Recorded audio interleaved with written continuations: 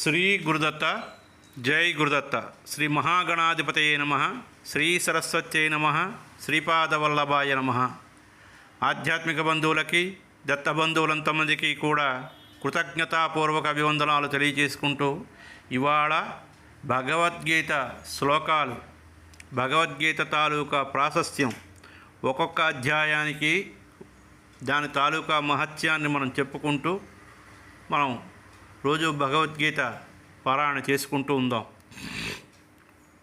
అయితే భగవద్గీత నాకు తోచిన, నాకు లభించినటువంటి, నాకు ఉన్నటువంటి స్వల్పమైనటువంటి పరిజ్ఞానం మేరకు నేను చెబుతున్నటువంటి విషయాలు. వీటిలో ఏదైనా తప్పులు ఉన్నట్లయితే అవి సాక్షాత్తు శ్రీకృష్ణ పరమాత్మని వారి యొక్క పాదాల బిందాలకి శిరస్సు వంచి నమస్కరిస్తూ మనం ప్రతిరోజు భగవద్గీతని స్మరణం చేసుకుందాం. ఇంతకీ భగవద్గీత మహాభారత యుద్ధం 5200 సంవత్సరాలకి ముందు జరిగిందని ఒక అంచనా. ఇది 3400 సంవత్సరాలకి పూర్వం జరిగిందని ఇంకొంతమంది తాలూకా భావన. ఈ యుద్ధంలో గొప్ప సంఘటనలు జరిగాయి. అందులోని అతి గొప్ప సంఘటన ఏమిటి అంటే, భగవద్గీతను శ్రీకృష్ణుడు అర్జునుడికి బోధించడం. యుద్ధం అనివార్యం అంటే నష్టదాయకమైనప్పటికీ ఈ యుద్ధం నుంచి గీత అనే అద్భుతమైనటువంటి సందేశం వచ్చింది. అది ఎంతో దివ్యమైనటువంటి సందేశం. గీత ఔన్నత్యం గురించి భారతదేశానికి మొట్టమొదటి బ్రిటిష్ గవర్నర్ జనరల్ అయినటువంటి వారన్ హేస్టింగ్స్ వ్రాసినటువంటి అభివందనాన్ని మనం ఒక్కసారి స్మరణకు తెచ్చుకోవాలి. వారన్ హేస్టింగ్స్ గీతని ఆంగ్లంలోకి మొట్టమొదటిసారి తన స్నేహితుడైనటువంటి సర్ చార్ల్స్ విల్కిన్స్తో తర్జుమా చేయించుకున్నాడు. ఆయన ప్రసిద్ధిగాంచినటువంటి ఆచార్యుడు. ఆయన వ్రాసిన భగవద్గీతను వారన్ హేస్టింగ్స్ పరిచయ వాక్యాలు వ్రాశాడు. ఆయన బ్రిటిష్ సామ్రాజ్యానికి భారతదేశంలో పునాది వేశాడు. బ్రిటిష్ సామ్రాజ్యం కుదించుకుపోతూ ఉంటే గీతతో భారతదేశ సామ్రాజ్యం చాలా పెరిగిపోతోంది అని ఆయన వ్రాశాడు. ఎంత గొప్ప భావంతో చెప్పారు. ఇది మహాభారత యుద్ధం వల్ల జరిగిన గొప్ప మేలు మనకి. భగవద్గీత మానవుడు పొందగలిగినటువంటి అత్యున్నతమైనటువంటి దానిని తెలియజేస్తోంది. శ్రీకృష్ణుడు గీతను ఏ సందర్భంలో బోధించాడో మొదటి అధ్యాయం తెలియజేస్తోంది. గీత యుద్ధ సమయంలో చెప్పబడింది. అంటే కల్లోల పరిస్థితుల్లో ఉద్రిక్తమైనటువంటి వాతావరణం ఏర్పడినప్పుడు చెప్పబడినటువంటి ఉపదేశం ఇది. ఈ సందర్భంలో జీవనతత్వం గురించి మానవాళికి వివరించడం జరిగింది. మొదటి శ్లోకం అంధరాజైనటువంటి ధృతరాష్ట్రుడిది. ఆయన కౌరవుల తండ్రి, అంధుడు కావడం చేత కురుక్షేత్రంలో ఏ విషయాలు జరుగుతున్నాయో తెలుసుకోవాలని అడుగుతున్నాడు. ఆయన హస్తినాపురం అంటే కురుక్షేత్రానికి సుమారుగా 60-70 మైళ్ళ దూరంలో ఉన్నాడు. సంజయుడు అతనికి మంత్రి. వ్యాసుని కృప వల్ల సంజయుడికి దివ్య దృష్టి ప్రసాదించబడింది. ఆ శక్తి వల్ల ధృతరాష్ట్రుడికి అక్కడ జరుగుతున్నదంతా చెప్పగలుగుతున్నాడు. వీరిద్దరూ కూడా హస్తినాపురంలో రాజమందిరంలో ఉన్నారు. కురుక్షేత్రంలో యుద్ధ సన్నాహాలు జరుగుతున్నాయి. ధృతరాష్ట్రుని ప్రశ్నతో గీత ప్రథమ శ్లోకం ఆరంభమవుతూ ఉంటుంది. అంటే ఏమిటా ప్రథమ శ్లోకం? ధర్మక్షేత్రే కురుక్షేత్రే సమవేత యుయుత్సవ మామకా పాండవచ్చైవ కిమకుర్వత సంజయ. ధర్మక్షేత్రే కురుక్షేత్రే సమవేత యుయుత్సవ మామకా పాండవచ్చైవ కిమకుర్వత సంజయ. అంటే ఇక్కడ మనం ధర్మక్షేత్రే కురుక్షేత్రే అని ఉన్నాయి. ధర్మము కురు, క్షేత్రే అన్నది రెండిట్లోని, ఈ రెండు వాక్యాల్లోని కామన్ ఫ్యాక్టర్ ఇది. మనం గణిత శాస్త్రపరంగా వెళ్ళినట్లయితే క్షేత్రే ఈ రెండు కూడా మనం పక్కకు తీసేసినట్లయితే రెండు ఇక మిగిలినవి. దానిలో ముందు మొట్టమొదటి ధర్మక్షేత్రంలో ముందు ధర్మము, కురుక్షేత్రే ముందు కురు. ధర్మము పరిడవిల్లు, కురు అంటే వర్ధిల్లుట అని అర్థం. సంజయ, ఈ ధర్మక్షేత్రమైనటువంటి కురుక్షేత్రంలో యుద్ధం చేయాలనే కోరిక బలంగా కలిగిన వాళ్ళైనటువంటి నా కుమారులు, అదే కాకుండా నా తమ్ముడు పాండురాజు కుమారులు ఏమిటి చేస్తున్నారో వివరంగా చెప్పు అని ధృతరాష్ట్రుడు సంజయ్ని అడగడంతో గీతాశాస్త్రం ప్రారంభం అవుతున్నది. వ్యాసుల వారు భగవద్గీతని ధర్మ అనే పదంతో మొదలుపెట్టారు. ధర్మము అందరూ తీరవలసినది. ధర్మాచరణం అందరికీ ఇది అత్యంత ఆవశ్యకము, ఆచరణీయం. ధర్మం రక్షించబడిన నాడు ధర్మం మనల్ని రక్షిస్తుంది. అందుకే ధర్మో రక్షిత అని ఆర్యోక్తి. గీతలో శ్రీకృష్ణ పరమాత్మ ధర్మ సంస్థాపనార్థాయ సంభవామి యుగే యుగే అని ఉద్ఘాటించాడు. ధర్మాన్ని స్థాపించడానికి ప్రతి యుగంలో నేను జన్మిస్తానని చెప్పారు మనకి. కాబట్టి ధర్మం మానవాళికి ఎంతో ముఖ్యమైనటువంటి సంపద, శీలం. అందుకే ఈ భరతభూమి ధర్మక్షేత్రమై విలసిల్లుతున్నది, విరాజిల్లుతున్నది, పరిడవిల్లుతున్నది. అటువంటి భరతభూమిలో కురుక్షేత్రం ఉన్నది. కురుమహారాజు పేరిట కురువంశం వర్ధిల్లింది. ఈ కురుమహారాజు యజ్ఞం చేయడానికి ఈ క్షేత్రాన్ని దున్ని చదును చేశాడు. అందుకని ఈ ప్రదేశాన్ని కురుక్షేత్రం అని పేరు వచ్చింది అని చెబుతారు. క్షత్రియ కులం సమూలంగా నిర్మూలించినటువంటి పరశురాముడు వారి రక్తంతో ఇక్కడ తన తండ్రికి తర్పణం విడిచాడని, ఆ క్షత్రియుల రక్తం 5 పాయలుగా పారిందని, దాని పేరే శమంతక పంచకమని అది ఈ కురుక్షేత్రంలో ఉందని చెప్తారు. అటువంటి కురుక్షేత్రంలో పాండవులు, కౌరవులు రాజ్యం కోసం యుద్ధం చేయడానికి సన్నద్ధులయ్యారు. ఈ శ్లోకం ధృతరాష్ట్రుడు సంజయ్ని అడగడంతో మొదలవుతోంది. ధృతరాష్ట్రుడు అంటే రాష్ట్రాన్ని ధరించువాడు అంటే కురు సామ్రాజ్యానికి రాజు. ఈ కురు సామ్రాజ్యానికి ధృతరాష్ట్రుడు సంపాదించలేదు, అది అతని పితృార్జితం. తనది కాని దాన్ని తనదే అని అనుకునే స్వభావం కలిగినటువంటి వాడు. ఈ గుణం మనలో చాలామందికి ఉన్నది.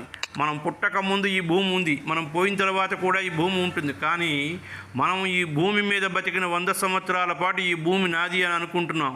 మనది కాని భూమి మీద విపరీతమైనటువంటి మమకారం పెంచుకుంటాం. ఉన్న భూమిని కాపాడుకోవడానికి, లేని భూమిని ఆక్రమించడానికి నానా తంటాలు పడుతూ ఉంటాం. పదవి కోసం ప్రాణత్యాగాలు కూడా చేస్తూ ఉంటారు. పదవి కోసం ప్రాణాలని కూడా తీయడానికి కూడా వెనకాడనటువంటి కాలం ప్రస్తుతం మనకి. డబ్బుల కోసం కానీ, ఆస్తుల కోసం కానీ, బంధువులను కూడా చంపడానికి వెనకాడనటువంటి మానవుల తాలూకా స్వభావాలు ఇప్పుడు అనేకమైనటువంటి అడ్డదారులు తొక్కుతూ ఉంటావు. సెంటు భూమి కోసం అయిన వారిని కూడా కడతీర్చిన వాళ్ళు ఉండటం మనం చూస్తున్నాం, వింటున్నాం కూడా. అదే అజ్ఞానం. ఈ అజ్ఞానం పోగొడితే కానీ పోగొట్టడానికే ఇచ్చినటువంటి ఔషధం భగవద్గీత. ఇక సంజయుడు ధృతరాష్ట్రునికి సారథి, ఆంతరంగికుడు, జ్ఞాని. సమ్మక్ జయతి సంజయ అని అంటారు. అంటే ఇంద్రియాలకి మనస్సును జయించిన వాడు నువ్వు, నేను అనే భేదబుద్ధి లేనటువంటి వాడు, ఉన్నది ఉన్నట్టు చెప్పగలిగినటువంటి ధైర్యశాలి, వ్యాసుని అనుగ్రహాన్ని పొందినటువంటి వాడు. అందుకే సంజయుడికి శ్రీకృష్ణుడి ముఖత గీతను వినే మహద్భాగ్యం కలిగింది, విశ్వరూప దర్శనాన్ని పొందగలిగాడు. కురుక్షేత్రం అంటే కురురాజుల యొక్క ఆధీనంలో ఉన్న విశాలమైనటువంటి కురుభూమి. అక్కడ ఎంతోమంది మునులు, ఋషులు తమ ఆశ్రమాలు నిర్మించుకుని తపస్సు చేసుకుంటున్నారు. పూర్వం బ్రహ్మగారు, ఇంద్రుడు, అగ్ని ఇక్కడ తపస్సు చేశారని, ఇది కురువంశ మూల పురుషుడైనటువంటి కురుమహారాజు ఈ ప్రదేశంలో ఎన్నో ధర్మకార్యాలు చేశాడని ఒక ప్రతీతి. ప్రస్తుతం ఇది పంజాబ్ రాష్ట్రంలో ఉన్నది. ఇప్పుడు పాండవులు, కౌరవులు, వారి మిత్రపక్ష రాజులు అందరూ కలిసి యుద్ధం చేయడానికి ధర్మక్షేత్రమైనటువంటి కురుక్షేత్రంలో సిద్ధమయ్యారు. వారి సైన్యాలు అంతా కలిసి 18 ఔక్షాహిణులు. ఒక ఔక్షాహిణి అంటే 21,870 రథాలు, 21,870 ఏనుగులు, 65,610 గుర్రాలు, 610 గుర్రాలు, 109,350 మంది సైనికులు. వీరంతా కలిసి ఒక ఔక్షాహిణి అంటారు. ఇటువంటి ఔక్షాహిణులు పాండవుల పక్షాన 7, కౌరవుల పక్షాన 11 నిలిచి ఉన్నాయని. మరీ ఇన్ని లక్షల మంది యుద్ధం చేయాలంటే విశాలమైనటువంటి భూమి కావాలి కదా. దానికోసం ఈ కురుభూమిని ఎన్నుకున్నారని అప్పటి వరకు హోమధూమముతో, వేదఘోషలతోని, పర్ణకుటీరాలతోని శోభిల్లినటువంటి కురుభూమి యుద్ధఘోషలతో, ఆయుధ విన్యాసాలతో, అస్త్రశస్త్ర ప్రయోగాలతో, సైనికుల అరుపులతో కురుక్షేత్రంగా మారిపోయింది. మన శరీరం కూడా ఒక రకమైనటువంటి కురుక్షేత్రమే. అందులోంచి ఆలోచనలు పాండవుల సైన్యం అయితే, దుర్మార్గంతో కూడుకున్నటువంటి ఆలోచనలు కౌరవ సేనలు. వాటి మధ్య జరిగే ఘర్షణే ఈ కురుక్షేత్ర సంగ్రామం. అసలు మనిషి పుట్టగానే అతడు లేక ఆమె మనస్సు నిర్మలంగా, ప్రశాంతంగా, అమాయకంగా ఉంటుంది. పెరిగి పెద్ద అయ్యాక ఇది నాది, అది నీది అనే స్వార్థం, నువ్వు వేరు నేను వేరు అనే భేదబుద్ధి, ఇదంతా నాకే కావాలి, నీకు ఇవ్వను అనే లోభత్వం, నువ్వంటే నాకు పడదు, నేనంటే నీకు పడదు అనే ద్వేషం, నీకు అంత ఉంది నాకింత ఉంది అనే అసూయ క్రమక్రమంగా మన మనసుల్ని, బుద్ధిని కురుక్షేత్రంగా మార్చేస్తూ ఉంటాయి. ఈ మంచి చెడుల మధ్య నిత్యం ఘర్షణ జరుగుతూ ఘర్షణామయం, పోరాటమయం ఉంటుంది. ఒక్కొక్కసారి మంచి గెలుస్తుంది, మరోసారి చెడు గెలుస్తుంది. దానివలన సుఖం, దుఃఖం ఒకదాని వెంట ఒకటి వస్తూ ఉంటాయి. ఇదే సంసారం, ఇదే సాగరం. ఈ సాగరం నుండి బయటపడాలి అంటే ఒక గట్టి పొడవ కావాలి. ఆ పొడవ ఏదంటే అదే భగవద్గీత. దానికి చుక్కాని పట్టేదే గురువు. భగవద్గీత అనే పొడవ ఎక్కి శ్రీకృష్ణుడు అనే గురువు సహాయంతో ఈ సంసారం అనే సముద్రాన్ని దాటవచ్చు. ధృతరాష్ట్రుడు పుట్టుగుడ్డి. పాండురాజు తాలూకా అరణ్యాలకు పోయినప్పటి నుంచి తానే రాజై ఆయన రాజ్యకాంక్ష తగ్గలేదు. దాని తర్వాత తన కుమారులైనటువంటి కౌరవులకు రాజ్యం కట్టబెట్టాలనే కోరిక బలంగా ఉంది. నిజానికి పాండవులు కౌరవులు ఇద్దరు తన కుమారులే, కానీ ధృతరాష్ట్రుడి భేదబుద్ధి వారిని సమానంగా చూడనీయలేదు. అందుకే నా వాళ్ళు పాండవులు ఏమి చేస్తున్నారు అనే భేదబుద్ధి చూపించాడు. ధృతరాష్ట్రుడు అడిగినటువంటి ప్రశ్నకి సంజయుడు సమాధానం చెప్తున్నాడు. ఏమిటని చెప్తాడు మనకి? దృష్ట్వాతు పాండవానీకం వ్యూఢం దుర్యోధనస్తదా ఆచార్యముపసంగమ్య రాజా వచనమబ్రవీత్. దృష్ట్వాతు పాండవానీకం వ్యూఢం దుర్యోధనస్తదా ఆచార్యముపసంగమ్య రాజా వచనమబ్రవీత్. ఓ ధృతరాష్ట్ర మహారాజా, నీ కుమారుడైనటువంటి దుర్యోధనుడు యుద్ధం చేయడానికి ఉరకల వేస్తున్న తన సైన్యాన్ని, పాండవుల సైన్యాన్ని ఒకసారి తేరిపారా చూశాడు. తన బలం చేత ఎంతో, ఎదుటి బలం ఎంతో అంచనా వేసుకున్నాడు. తన సైన్యం ఏ వ్యూహాలు రచించారో పాండవుల సైన్యాల తాలూకా వ్యూహరచనని గమనించాడు. వెంటనే తన రథాన్ని తన గురువుగారు ద్రోణాచార్య దగ్గరికి పోనిమ్మన్నాడు. ద్రోణునితో ఇలా అన్నాడు: కౌరవుల సైన్యాధ్యక్షుడు భీష్ముడు యుద్ధం గురించి, అందులో అనుసరించవలసినటువంటి వ్యూహాలు ప్రతివ్యూహాల గురించి చర్చించాలంటే దుర్యోధనుడు భీష్ముని వద్దకు వెళ్ళాలి. కానీ కేవలం తన ఉన్పు తింటున్న కారణంగా తన పక్షాన్ని యుద్ధం చేయడానికి వచ్చినటువంటి ద్రోణాచార్యుల వద్దకు ఎందుకు వెళ్ళాడు? భీష్ముడి మీద నమ్మకం లేకనా? భీష్ముడు పాండవులు తన మనుమల అనే మమకారంతో సరిగా యుద్ధం చేయడానికి సందేహం కలిగిందా? లేక భీష్ముడి కంటే ఆచార్య ద్రోణుడు పరాక్రమవంతుడా? ఇది అందరి మనసులో తొలిచే ప్రశ్న. ఇక్కడ మరొక విశేషం కూడా ఉంది.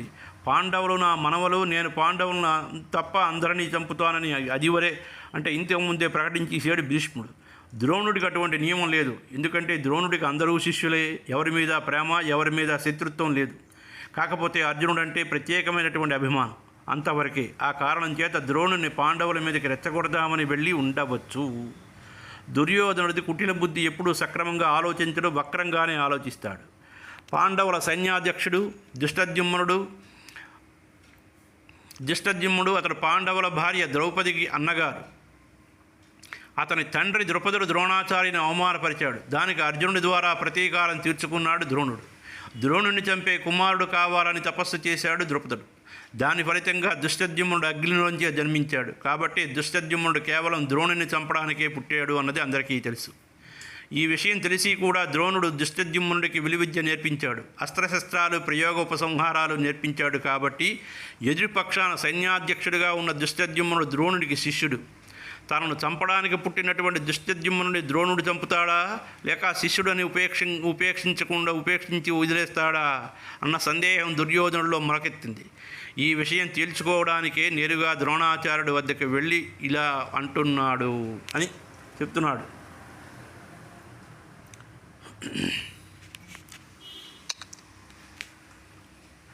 అయితే పశ్యైతాం పాండుపుత్రాణమాచార్య మహతీంచముం వ్యూఢాం ద్రుపదపుత్రేణ తవ శిష్యేణ ధీమత.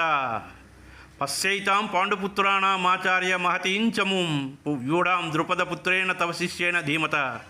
గురువుగారు నమస్కారం. ఒక్కసారి పాండవుల వైపు ఉన్న సేనా సముద్రాన్ని చూడండి.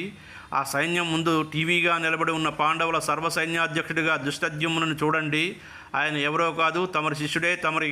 అతను విలువిద్య నేర్పించారు. తమరే దుష్టద్యుమ్నుని మహాబుద్ధివంతులని పొగిడేవారు. కానీ ఆచార్య, మీ బద్ధశత్రువు ద్రుపదుని కుమారుడని మర్చిపోకండి. మీరు తనకు చేసినటువంటి అవమానాన్ని భరించలేక కేవలం మిమ్మల్ని చంపడానికే తపస్సు చేసి దుష్టద్యుమ్నుని కుమారుడిగా పొందాడు. దుష్టద్యుమ్నుడు మీ శిష్యుడు బుద్ధివంతుడని ఉపేక్షిస్తారో, మీ బద్ధశత్రువైన ద్రుపదుని కుమారుడని మిమ్మల్ని చంపడానికే పుట్టాడని అతని పట్ల కఠినంగా వ్యవహరిస్తారో మీ ఇష్టం అనే అర్థం వచ్చేటట్టు నర్మగర్భంగా మాట్లాడాడు దుర్యోధనుడు. తన రాజకీయ చతురతనంతా కూడా ఇక్కడ మాటల్లో చూపించాడు దుర్యోధనుడు.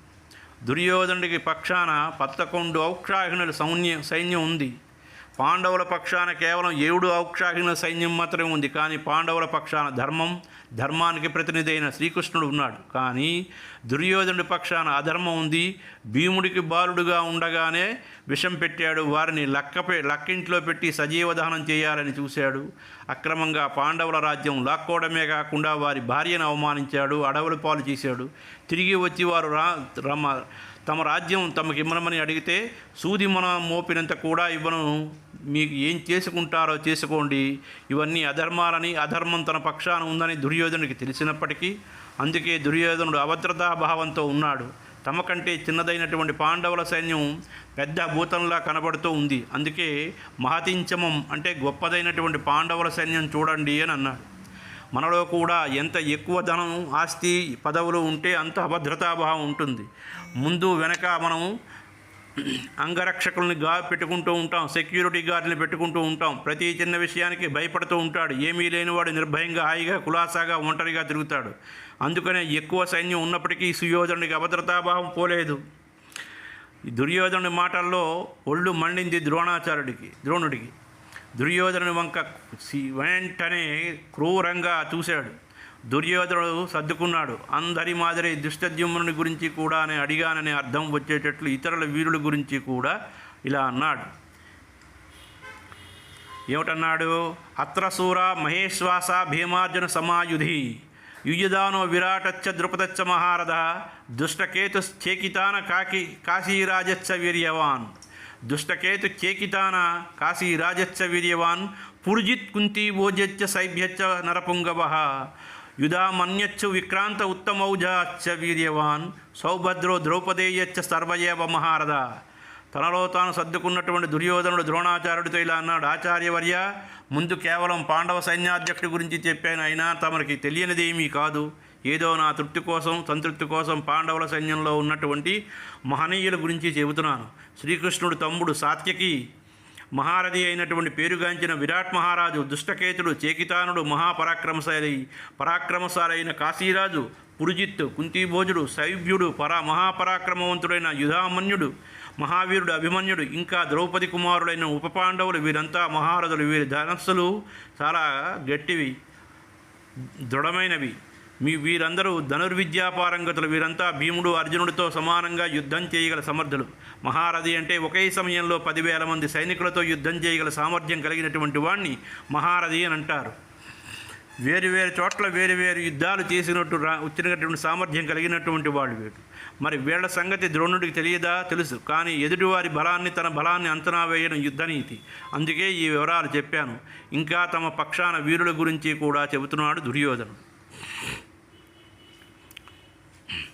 ఏమిటని చెప్పాడు? అస్మాకంతో విశిష్టాయే ఇష్టాతాన్ని బోధ ద్విజోత్తమ నాయకామమ సైన్యస్య సంజ్ఞార్థం తాన్ బ్రవీమీతే.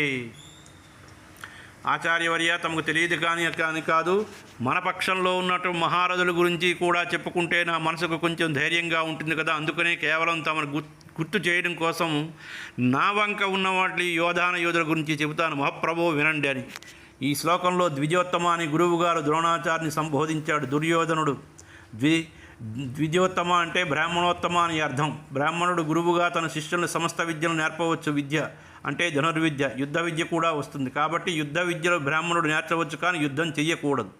ఎందుకంటే యుద్ధం హింసతో కూడుకున్నది. బ్రాహ్మణుడికి హింస చేయడం ధర్మం కాదు. అందుకని వ్యాసుల వారు ఎత్తి పొడుపుగా ఈ పదం వాడి ఉండొచ్చు, కానీ దుర్యోధనుడికి ఈ భావన ఉన్నట్లు కనిపించదు. తర్వాత భవాన్ భీష్మచ్చ కర్ణచ్చ కృపచ్చ సమితింజయ అశ్వత్థామ వికర్ణచ్చ సౌమదత్తిచ్చ సదైవచ అన్యేచ బహువశూరా మదర్దే త్యక్త జీవిత నానా శస్త్రాపహరణ సర్వే యుద్ధ విశారద.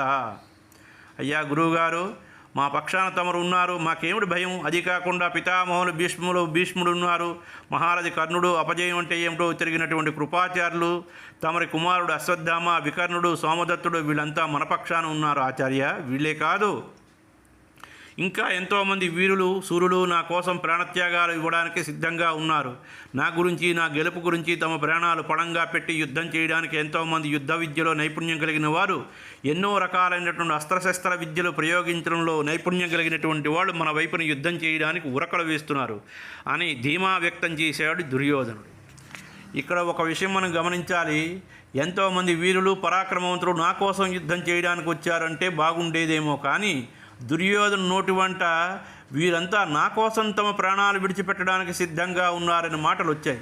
ఆఖరికి జరిగింది అదే కాబట్టి రాబోయే అపజయాన్ని సూచించే మాటలు సాక్షాత్తు దుర్యోధనుడు నోటి వెంట రావడం దైవ సంకల్పంగానే మనం భావించాలి. అది అపర్యాప్తం తదాస్మాకం బలం భీష్మాభిరక్షితం పర్యాప్తం త్విదమే తేషాం బలం భీమాభిరక్షితం. చూడండి, అపర్యాప్తం తదస్మాకం బలం భీష్మాభిరక్షితం పర్యాప్తం త్విదమే తేషాం బలం భీమాభిరక్షితం. గురువుగారు, మన సేనలు అపరిమితమైనటువంటి, పైగా మన సేనలు మహారథి భీష్ముని వలన రక్షించబడుతున్నాయి. పాండవుల సైన్యాలు అపరిమితాలు, పాండవుల తాలూకా సైన్యాలు పరిమితాలు, మనది మాత్రం అపరిమితాలు. కానీ భీష్ముని చేత రక్షించబడుతున్నాయి.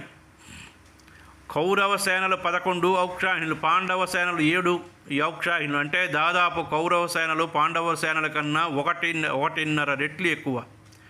ఆ మాత్రానికి దుర్యోధనుడు తన అపార సేనావాహిని కలదని తనకు తాను ధైర్యం చెప్పుకుంటున్నాడు. కానీ అది కాకుండా మన సేనాధ్యక్షుడు భీష్ముడని కూడా ఒక అనుకూల అంశమని అతని ధైర్యం. అంతలో అధైర్యపడుతున్నాడు దుర్యోధనుడు. పాండవ సేనలు భీష్ముడి చేత భీముడి చేత రక్షించబడుతున్నాయి. దుర్యోధనుడు పాండవ సేనలు భీముని చేత రక్షించబడుతున్నాయి అని అన్నాడు. పాండవ సేనా నాయకుడు దుష్టద్యుమ్నుడు భీముడు ఒక మహారథి. కానీ భీముడి గురించినటువంటి ఆ భీముని బలపరాక్రమాల గురించి ఒక రకమైనటువంటి పక్కన ఒక బెదురు ఉంది దుర్యోధనుడికి. మనసులో ఒక రకమైనటువంటి అభద్రతాభావం, భయం ఒక పక్క దొలిచేస్తున్నది. తన తొడలు విరగొడతాడని, దుశ్శాసనుడు గుండెలు చీల్చి రక్తం తాగేస్తాడని, గాంధారేయులు 100 తానే చంపుతారని భీముడు నిండు సభలో చేసిన శపథం దుర్యోధనుడికి గుర్తొస్తూనే ఉన్నది. అందుకే పాండవ సేనలు భీముని చేత రక్షించబడుతున్నాయని కాస్తంత అధైర్యపడినప్పటికీ, అయినా పర్వాలేదు మనకు భీష్ముడు ఉన్నాడు కదా అని తనకు తాను సర్ది చెప్పుకుంటున్నాడు. అదీ కాకుండా పాండవులు మొదటి రోజు వజ్రవ్యూహమని పన్నారు. ఆ వజ్రవ్యూహానికి నాయకుడు భీముడు. అందుకే భీముడు వ్యూహం మొదట్లో నిలబడి ఉన్నాడు. భీముడు విజృంభిస్తే యుద్ధం మొదటి రోజే సమాప్తం కాదు కదా అనే సందేహం కూడా దుర్యోధను మనసులో ఏదో ఒక మూల బాధిస్తూనే ఉన్నది. అందుకే ఇక్కడ భీముడి ప్రస్తావన తెచ్చాడు దుర్యోధనుడు. ఈ శ్లోకాన్ని మరింత వివరంగా అర్థం చేసుకోవడానికి ప్రయత్నం చేస్తే, ధనుర్విద్య నేర్పిన గురువుగారు ద్రోణాచార్యులు వారితో ఇలా అంటున్నాడు. దుర్యోధనుడు, ఆచార్య, భీష్ముల వారి రక్షణలో ఉన్న మన సైన్యం గొప్పదే, కానీ భీముని చేత రక్షించబడుతున్నటువంటి పాండవుల సైన్యం ముందు చాలదేమో అనిపిస్తోంది. ఎందుకంటే ధర్మానికి ప్రతిరూపమైనటువంటి శ్రీకృష్ణుడు వాళ్ళ పక్షాన ఉన్నాడు. మనం గెలుస్తామంటారా అనే సందేహం వెలిపుచ్చాడు దుర్యోధనుడు. అంటే దుర్యోధనుడికి లోపల ఉన్నటువంటి మనస్థైర్యం దెబ్బతిన్నది అని అర్థం. ఈనాడు కూడా ధనము, ఆస్తులు, పదవులు, చుట్టూ జనం ఉన్న చాలామందికి మానసిక స్థైర్యం ఉండదు. తాను చేస్తున్నటువంటి అక్రమాలకి, అన్యాయాలకి, అధర్మాలకి ఒళ్ళు మండి ఎవడొచ్చి ఎప్పుడొచ్చి చంపుతాడు అనేటటువంటి భయం, అభద్రతాభావం వాళ్ళని లోపల పిండేస్తూ ఉంటుంది. చుట్టూ అంగరక్షకులు, గన్మెన్లు పెట్టుకుని తిరుగుతూ ఉంటారు. కొందరు ధర్మం తమ పక్షాన ఉంటే ఎటువంటి అంగబలం, అర్ధబలం అక్కర్లేదు. ధర్మబలం లేనివాడు ఎంత అర్ధబలం, అంగబలం ఉన్నా వృధా. అంటే అంగబలం, అర్ధబలం కన్నా ధర్మబలం గొప్పది. ధర్మం ఎవరి పక్షాన ఉంటుందో వారికే విజయం లభిస్తుంది అన్న మూల సూత్రం దుర్యోధనుడి మనసులో ఏదో ఒక మూల తలెత్తి ఒక విధమైనటువంటి అపనమ్మకం, అవిశ్వాసం, అభద్రతాభావం కలిగిస్తూ భయపెడుతున్నది. అందుకే ఈ మాటలు అన్నాడు అని అర్థం చేసుకోవాలి మనం. అంతలోనే తేరుకుని కర్తవ్యాన్ని గురువు గారికి వివరించాడు దుర్యోధనుడు. ఇవాళ మనం 10 శ్లోకాలు మనం భావాన్ని మనం చెప్పుకున్నాం. అసలు మొదటి అధ్యాయం తాలూకా కథని ఈ చివరిలో మనం చెప్పుకుందాం. అయ్యా, ఇవాళకి ఇక్కడికి సమాప్తం.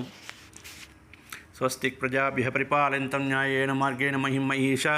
గోబ్రాహ్మణేభ్యः శుభమస్తు నిత్యం. లోకాః సమస్తాః సుఖినో భవంతు.